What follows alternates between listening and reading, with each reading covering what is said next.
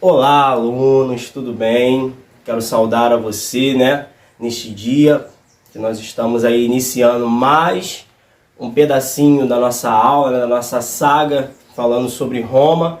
Falamos na nossa última aula sobre o período de monarquia, que vai até ali o ano 509 a.C., que é quando inicia esse período que nós vamos estar adentrando hoje. Aprendemos muitas coisas legais, vimos também como que a influência da cultura romana ela perdura até os nossos tempos, até os dias de hoje. A gente vê muita coisa que a gente aprendeu na nossa última aula. A gente vê que ainda existe, no nosso meio hoje. A gente estudou ali a divisão de poderes, a questão do Senado, nós falamos sobre isso. E hoje, inclusive, nós vamos falar muito desse Senado que se iniciou lá no período de Roma Monarquia e que agora ele tem grande influência dentro do território romano. Esse Senado que, como nós vimos, ele era composto pelos patrícios. Falamos também dessa divisão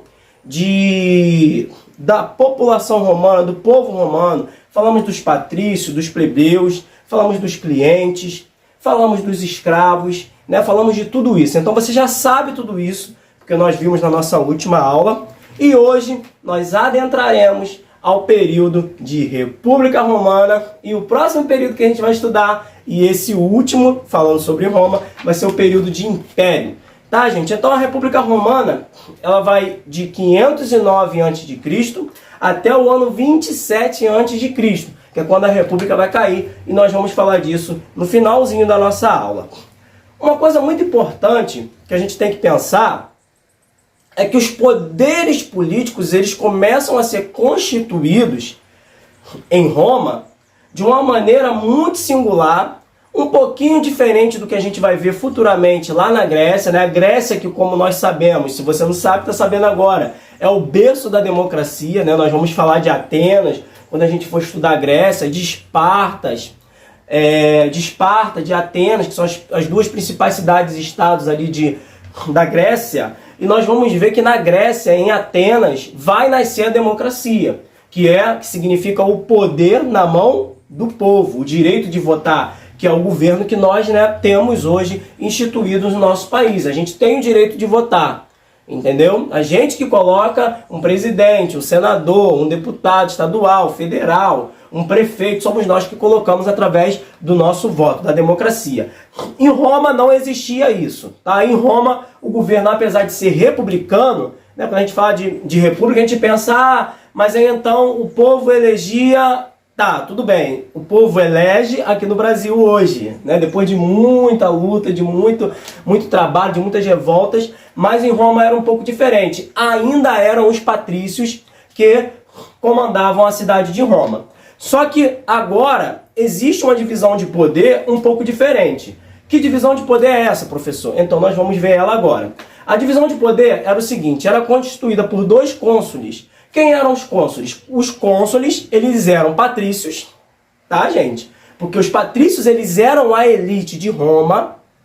Na época de monarquia, abaixo do rei eram os patrícios. Só que agora não é mais monarquia, agora é república. E na república, quem é a liderança? São os patrícios. Lembra que eles brigaram, expulsaram o último rei de Roma, que era Tarquínio o Soberbo, que era um camarada de origem etrusca. A gente viu isso na nossa última aula. Eles expulsaram, e quando eles expulsaram, o Senado toma o poder de Roma. Tá legal, gente? Então, agora você tem dois liderando, que são dois cônsules, beleza? Dois cônsules. Você tem os pretores, depois eu vou colocar na telinha aí, bem especificado quem é quem, porque isso cai muito em prova, principalmente nos vestibulares e única e exclusivamente no Enem. O Enem é demais, ele gosta muito de Roma, mais do que a gente se bobear. Você tem os pretores, que é o poder judiciário, tá, gente? Hoje a gente tem aí o poder executivo, judiciário e legislativo, tá? Na nossa divisão de poderes, Isso aqui a gente está falando um pouquinho de política, e não tem como falar de história se não falar de política, porque a política faz parte da história, E a história sem a política não é história. Então, a gente tem hoje essa divisão de poderes, executivo, legislativo e judiciário. E lá, esses camaradas aqui, os pretores, eles exerciam o poder judiciário, eles que elaboravam leis, eles cuidavam de toda essa parte judiciária que hoje a gente tem aí o nosso poder judiciário que cuida disso. Então a gente tinha os censores que organizavam as eleições, tá? Porque quem colocava os patrícios lá era o povo, tá? Quem colocava era o povo. Por isso que é um governo republicano. Antes o rei, ele exercia aquele ofício, mas não era o povo que escolhia ele. Ele exercia porque era como se fosse uma dinastia, ia passando, né, de pais para filhos. Era um rei que tinha total influência, era um rei que ele era romano, de origem romana. Agora não vai ser muito diferente. Vai ser um patrício que vai assumir essa liderança, tá? Mas existia uma eleição. E quem é que elaborava essas eleições? Eram os censores. Os censores também eles tinham uma outra função, que era fazer o levantamento da população, de contar quantas pessoas viviam naquele território. Hoje existe um órgão responsável por fazer isso, que é o IBGE. Provavelmente ele já deve ter batido aí na sua porta, para poder saber quantas pessoas moravam na sua casa, e eles fazem algo que tem tudo a ver com esse nome, eles fazem o censo, que é o levantamento de pessoas que vivem dentro de uma casa, ok? E é assim que eles sabem qual é o tamanho da população, porque eles não sabem realmente qual é o tamanho, é uma estimativa, né? Mas quem faz isso hoje é o órgão IBGE, eles fazem o censo, e tem tudo a ver, olha o nome do cargo aqui, lá dos romanos, censores. Censores era quem organizava as eleições e fazia o levantamento da população para saber quantas pessoas existiam naquele território. Outro cargo também que tinha dentro desse contexto aí de Roma, o edil. O edil ele era responsável por zelar, por cuidar dos bens públicos, e ele exercia o trabalho também de polícia.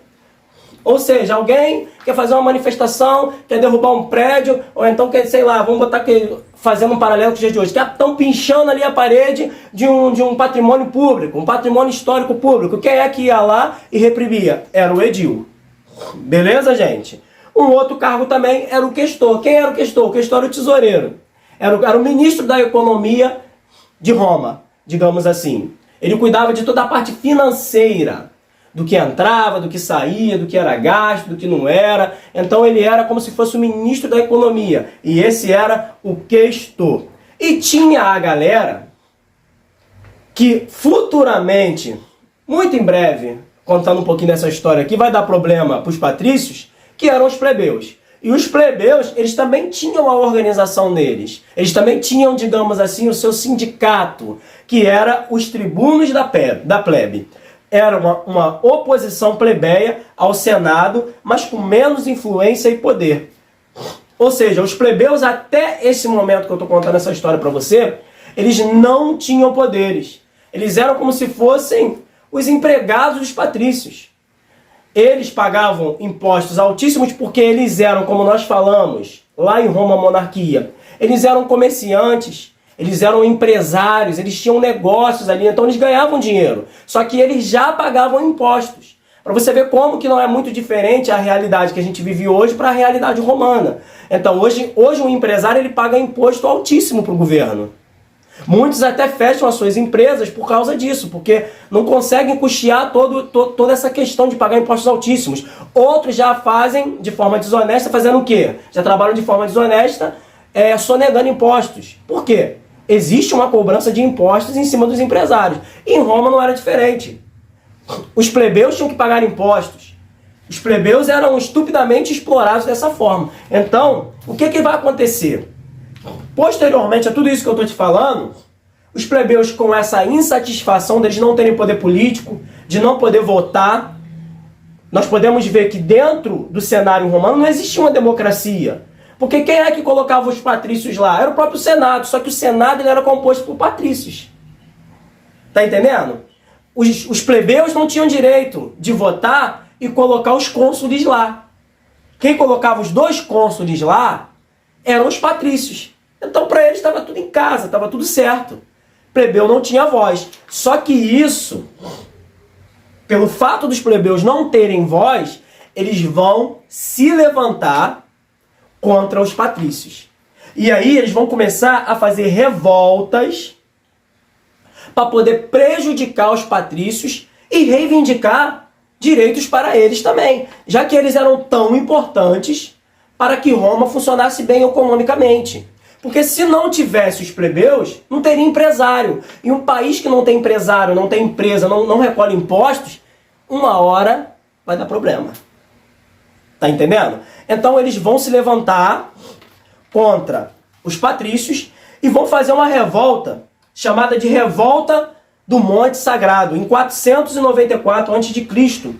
Eles vão fazer essa revolta. Roma, que era muito expansionista, gostava muito de guerrear para poder tomar territórios, e isso a gente vai ver Roma fazer muito nesse período de república, e também no período de império, que é o período que nós vamos ver após esse. Roma precisava dos plebeus, por quê? A maior parte do exército romano era composta por plebeus. Roma estava expandindo o território, só que quem estava indo lutar no exército romano eram os plebeus. Aí os plebeus decidem fazer uma revolta. O que eles fazem? Nós não vamos lutar por Roma hoje. Tem guerra, mas nós não vamos participar. Nós vamos sair da cidade, vamos passar um tempo ausente. Deixa que eles se lasquem. E aí Roma não consegue tomar o território que eles estavam querendo tomar, porque os plebeus, que era a maior parte do exército romano, era composta por plebeus, eles decidem parar, fazer uma paralisação. E outro detalhe, quando os plebeus saem da cidade de Roma, os plebeus, lembrando, mais uma vez, que eles eram comerciantes, eles pagavam impostos. Então quando os plebeus saem, se retiram de cena, o que vai acontecer? Vai faltar dinheiro para o cofre público de Roma. Aí é onde começa a crise da República Romana. Aí por ver que os plebeus estão reivindicando seus direitos, o que o Senado vai fazer, os patrícios? Espera aí, vamos abrir algumas exceções. Manda chamar eles e vamos abrir algumas exceções para eles. Vamos dar algumas posições para esses plebeus. Vamos dar alguns direitos para esses plebeus, para que eles não se levantem contra nós. Porque se eles se levantarem contra nós, a gente vai se ferrar. Porque, na verdade, Roma já estava se ferrando. Porque os plebeus não queriam lutar por Roma no exército, e os plebeus saíram de dentro da cidade de Roma. E com isso, agora não tem recolhimento de imposto. Agora não tem os plebeus dando benefícios para o governo romano, para a República Romana. Então o que vai acontecer? Por eles verem que os plebeus se levantaram, eles vão dar alguns direitos para os plebeus. Um desses direitos é chamado de a Lei das 12 Tábuas. E essa foi uma lei que foi elaborada no ano 450 a.C. O que simboliza a Lei das 12 Tábuas? Gente, as leis, só quem tinha acesso a essas leis eram os patrícios.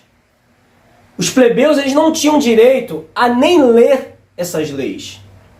E o que vai acontecer agora? Eles vão exigir que essas leis sejam escritas e sejam colocadas num ponto da cidade onde eles tivessem acesso também à leitura dessas leis. Porque seria muito fácil um plebeu contar até mesmo uma mentira para eles, dizer, existe a lei tal, artigo tal, inciso tal, e essa lei nem existir, uma lei que prejudicasse os plebeus. Só que agora, reivindicando seus direitos, eles querem as leis impressas e colocadas no local aonde todos da cidade pudessem ver. Principalmente eles, os plebeus. Conseguiram conquistar um grande direito, porque agora ninguém pode enganar eles. Se viesse um patrício e falasse para eles, você tem que fazer isso, isso e isso. Não, mas isso aí não está escrito nas leis. Porque eu tenho acesso à lei, eu também posso ler. Então foi uma grande conquista para esse grupo, para os plebeus. Segunda lei, a Lei Canuleia. Gente, plebeu e patrício não podia se casar. Era cada um no seu quadrado. Igual a gente vê, por muitas vezes ainda acontecer hoje, rico casando com rico e pobre casando com pobre. O pobre se afunda mais ainda na pobreza e o rico fica mais rico ainda, porque ele está casando com outro rico. Era desse jeito que funcionava em Roma. Patrício só se casava com a mulher que fazia parte daquele rol de pessoas ali. economicamente falando. E plebeu só se casava com plebeu, só que agora não. Agora plebeu pode se casar com patrício. E que lei é essa, professor? A lei Canuleia. Então guarda aí dentro do seu coração, porque isso aqui cai pra caramba também, pode te pegar. Lei Canuleia permite o casamento entre plebeus e patrícios. Lei das 12 tábuas, que nós falamos aqui. Lei impressa para que os plebeus tivessem acesso à lei também, que anteriormente só os patrícios tinham, agora o plebeu também tem direito. Próxima lei. Lei Licínia. Que lei é essa? A lei que aboliu a escravidão por dívida. Lembra que eu falei em monarquia que existia dois tipos de escravidão. Escravidão, escravo de guerra, que era aquele conquistado através das guerras, que era trazido de outra nação, de outro território, e era escravizado em Roma. E existia o escravo por dívida. E eu falei com você também que a maioria dos escravizados por dívidas eram plebeus. Agora os plebeus vão exigir. Nós não queremos mais a escravidão por dívida. Queremos que vocês tirem, acabem, assinem uma lei que não permita mais a escravidão por dívida, principalmente de nós, dos plebeus. Que lei é essa, professor? Lei Licínia. Depois eu vou botar na telinha aí para você. Então, as três principais leis que nós vamos encontrar dentro desse contexto de República Romana, as conquistas dos plebeus é a lei das 12 tábuas, lei Canuleia, permite casamento entre plebeu e patrício, e lei Licínia, acabou a escravidão por dívida. Então agora o plebeu ele não vai ser mais escravizado por dívida. Ou seja, conquistou mais um espaço. O que vai fazer Roma perder os seus poderes no Senado é justamente esses camaradas aqui, os plebeus. Os plebeus infernizavam a vida dos patrícios, como nós podemos ver. E foram eles que começaram a derrubar esse poder dos patrícios do Senado. Então, só aqui nós já vamos ver um grande enfraquecimento dos patrícios no Senado. Outro detalhe. E agora, os plebeus também vão exigir outra coisa. Sabe o quê? Os dois cônsules, lembra como eu falei que era o poder maior dentro do Senado, que era indicado pelos patrícios? Esses dois cônsules agora, eles não vão mais poder ser dois cônsules patrícios. Os plebeus vão exigir que pelo menos um dos cônsules seja plebeu também. Então agora deu merda, gente. Então agora você tem um cônsul patrício e pelo menos um plebeu. Ou seja, o Estado maior, o poder maior dentro da República Romana, dentro do Senado, não pode mais só ser ocupado por um patrício. Então vai ter que ser ocupado por um patrício e por pelo menos um plebeu. Olha aonde chegou o poder da plebe. Chegaram lá no topo. Ok, gente? Outra coisa também, nós estamos falando agora de enfraquecimento, né, da República Romana, do Senado. Outras coisas que vão acontecer são algumas guerras, algumas revoltas. Tirando agora os plebeus de cena, uma das revoltas que acontece é uma revolta de escravos. Que tinha um camarada que estava lá na Cilícia, preso, e esse era gladiador. Existe até um filme muito interessante que eu aconselho vocês, alunos, a assistirem, que se chama Espartacus. Esse camarada também infernizou a República Romana. Por quê? Ele consegue sair de dentro da prisão lá na Cilícia e ele vem soltando no caminho, isso eu digo em direção a Roma, pela Via Ápia, que era a via que pegava da Cilícia até a capital, até Roma. Ele vem soltando um monte de escravizados e ele monta um exército de escravos para lutar contra Roma. E aí Roma, é claro que quando chega a notícia na cidade de Roma, eles mandam as suas legiões para poder lutar contra Espartacus. Só que as primeiras legiões que vão começam a perder. Porque esses camaradas eles eram gladiadores, eles estavam acostumados a brigar, a bater, a lutar. E aí Roma vai fazer o quê? Vai levantar um general chamado Crasso. E só esse camarada que vai conseguir parar essa rebelião. Só que quando esse camarada para essa rebelião, ele já matou um monte de soldado romano. Ele já enfraqueceu e tanto os exércitos, as legiões romanas. E aí, como uma forma de inibir outras rebeliões, Crasso vai ordenar que cerca de 6 mil escravos que estavam lutando junto com os Espartacos fossem crucificados nessa Via Ápia, para que todos pudessem ver e não houvesse mais nenhum levante de escravos dentro de Roma. Outra coisa também que aconteceu, gente, foram as guerras púnicas, que a gente não pode deixar de falar, que é muito importante para esse período republicano de Roma. As guerras púnicas, preste atenção, foi uma guerra de Roma contra Cartago. Cartago, que é um território da antiga Fenícia. Tá, gente? Então Roma vai lutar contra Cartago. Foram cerca de 3 guerras. Dentro desse contexto você vai ver Hamilcar lutando contra Roma e perdendo. Depois você vai ver Aníbal, que era filho de Hamilcar, lutando contra Roma e também perdendo.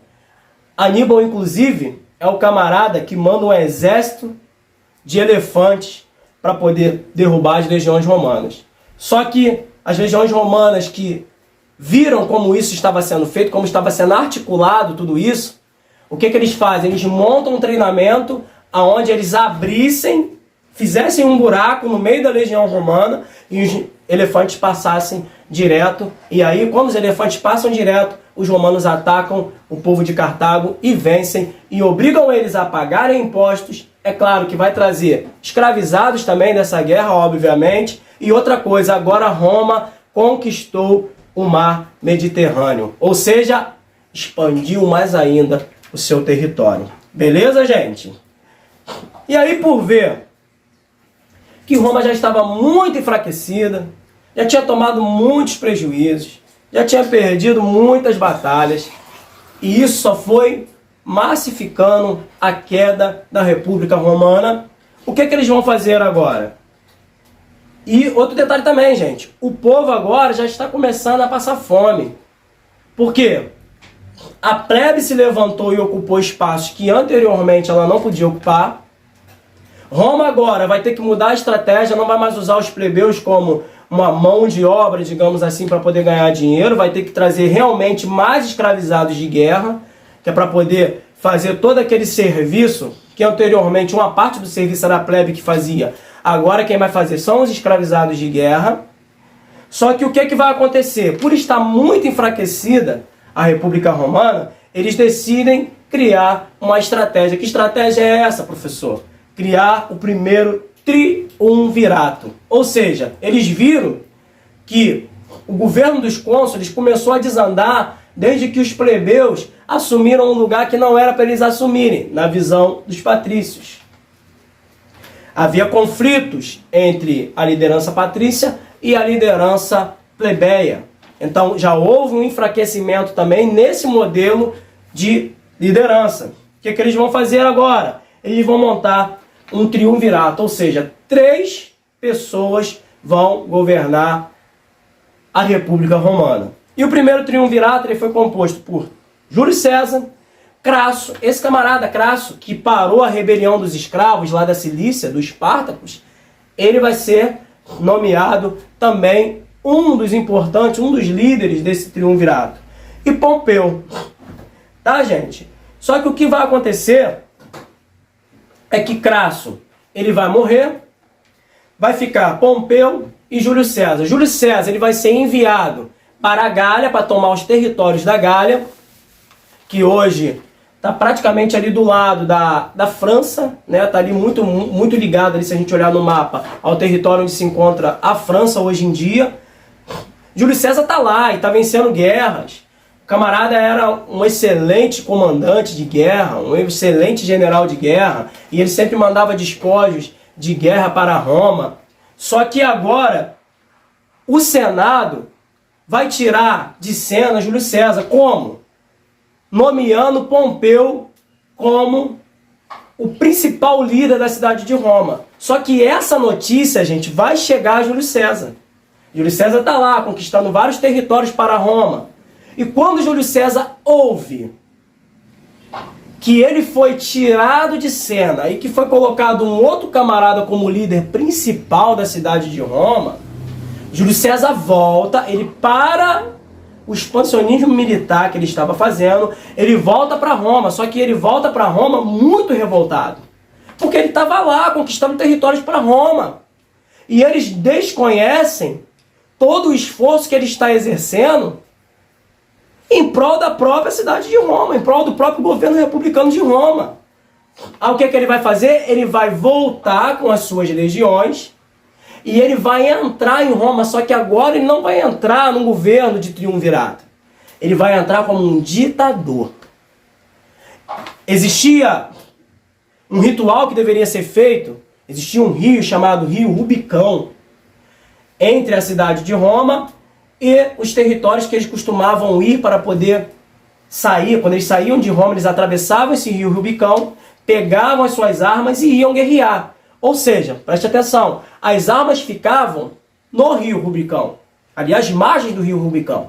Essas armas elas não entravam em Roma, na cidade de Roma. E a tradição era que quando esses exércitos voltassem da guerra, deixassem essas armas no rio Rubicão e entrassem em Roma, triunfantes, mas desarmados. Só que Júlio César não vai cumprir isso. Júlio César, quando chega no rio Rubicão, ele olha para as suas legiões e fala: ninguém deixa a arma aqui, nós vamos entrar armados. Eu imagino a legião olhando para Júlio César e falando: mas isso é tradição, meu senhor. Só que Júlio César ele rompe as tradições. Por quê? O Senado romano estava sacaneando ele. Ele estava lá na Gália, tomando território. Enquanto isso, tiraram ele de cena e colocaram outro no lugar dele. Quando ele entra em Roma, ele entra triunfante. Só que agora ele não entra fazendo parte de um triunvirato. Agora ele entra como um ditador. O Senado, obviamente, não vai deixar isso barato. E o que eles vão fazer? Eles vão armar a morte de Júlio César. Um certo dia, Júlio César, ele estava entrando no Senado, ele olha para um lado, olha para o outro e não vê ninguém. Quando ele menos espera, alguns dos senadores que eram contra ele, esfaquearam ele, mataram Júlio César. Então, gente, Crasso já está fora de cena. Pompeu também já está fora de cena, porque Júlio César já havia derrotado ele. Quando ele entra em Roma, ele derrota Pompeu. E agora, o único ditador de Roma morreu, esfaqueado dentro do Senado por alguns senadores. E aí o que Roma decide fazer? Montar um segundo triunvirato. Então o primeiro triunvirato, Júlio César, Crasso, Pompeu. Segundo triunvirato, Otávio Augusto, Lépido e Marco Antônio. Quem era Marco Antônio, gente? Marco Antônio ele era um general que trabalhava para Júlio César. Quando Júlio César ele entra como ditador, Marco Antônio, na verdade, ele já estava na Gália, trabalhando com Júlio César. Marco Antônio ele era o general de confiança de Júlio César. E aí é montado esse terceiro triunvirato, Marco Antônio, Otávio Augusto e Lépido. Lépido era um camarada sem influência, um camarada que não tinha muita articulação, não era um cara muito articulado, então ele já é tirado de cena dessa história. Quem tinha o verdadeiro poder era Otávio Augusto e Marco Antônio. Otávio Augusto, ele era sobrinho de Júlio César, porque Júlio César não tinha herdeiros. Então, quando o Senado mata Júlio César, Otávio Augusto tem que assumir esse posto que era do seu titio, Júlio César. Marco Antônio, ele vai ser enviado para fazer uma campanha militar no Egito. Só que Marco Antônio, ele era um cara muito louco, ele era um cara que bebia muito, bebia todos os dias, era um cara que gostava de viver pelas termas romanas, era um cara que gostava de prostitutas, de dormir com prostitutas. E aí, Otávio Augusto não, Otávio Augusto era um cara muito político, um cara muito articulado, um cara que ele conquistava o povo a cada vez que ele subia e dava os seus discursos, ele conseguia conquistar o povo. E o que vai acontecer é que eles vão enviar Marco Antônio para o Egito. Só que Marco Antônio, por ser um cara muito mulherengo, um cara que gostava muito de beber, quando ele chega no Egito, existiam dois irmãos que governavam o Egito. Um era um homem, o outro era uma mulher. Só que essa mulher não era qualquer mulher. Essa mulher era uma mulher inteligentíssima, lindíssima, e que tinha por nome, que eu tenho certeza que você sabe quem é, ou você já deve ter ouvido falar, Cleópatra. Marco Antônio, quando chega e vê Cleópatra, ele vai se apaixonar por Cleópatra.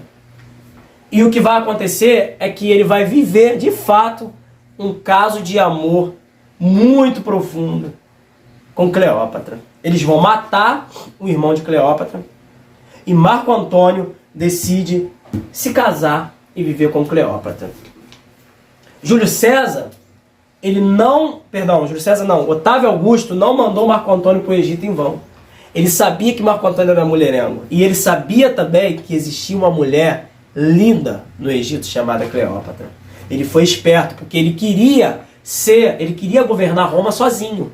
Então o que ele fez? Tocou aonde Marco Antônio tinha fraqueza. Mulher. Então vamos mandar Marco Antônio para o Egito. E ele mandou de fato Marco Antônio para o Egito. Quando Marco Antônio foi para o Egito, como eu já falei, ele se apaixona por Cleópatra. E aí, Otávio Augusto, ele não era bobo, ele mandava espiões romanos para ficar olhando como estava sendo a conduta de Marco Antônio no Egito. E aí, cada vez que os espiões iam lá e olhavam e voltavam para Roma para trazer notícia, eles diziam: Marco Antônio está andando descalço. E não era o costume romano andar descalço, era dos egípcios. Depois o espião voltava e via que Marco Antônio tinha raspado a cabeça. Aí voltava e falava para Otávio Augusto. E Otávio Augusto falava: é isso que eu quero. Daqui a pouco, os espiões vão e quando voltam dizem: Marco Antônio está se vestindo como um egípcio.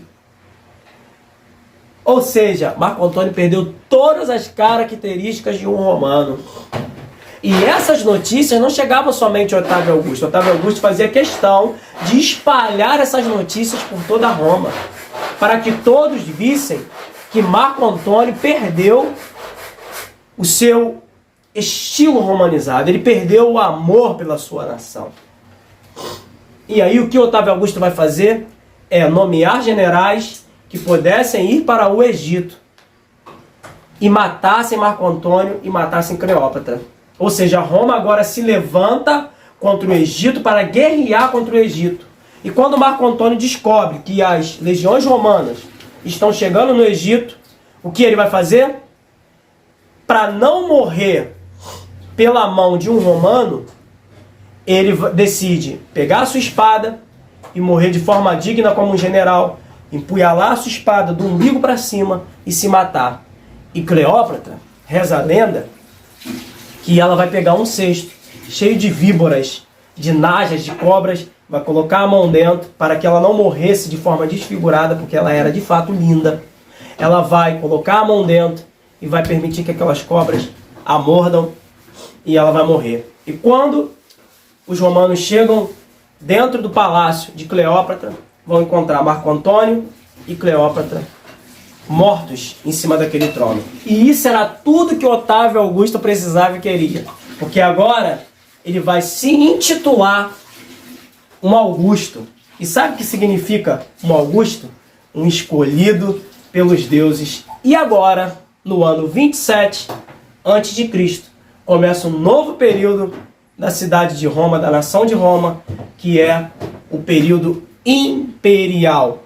Otávio Augusto se intitula imperador de Roma e agora começa o período de Império Romano. Mas isso vai ficar para nossa próxima aula. Vou colocar questões para vocês responderem. Espero que vocês tenham gostado dessa aula. Próximo período, período imperial. Vamos para cima, gente. Vai dar tudo certo até a aprovação de vocês no concurso público. Fiquem com Deus. Tchau, tchau.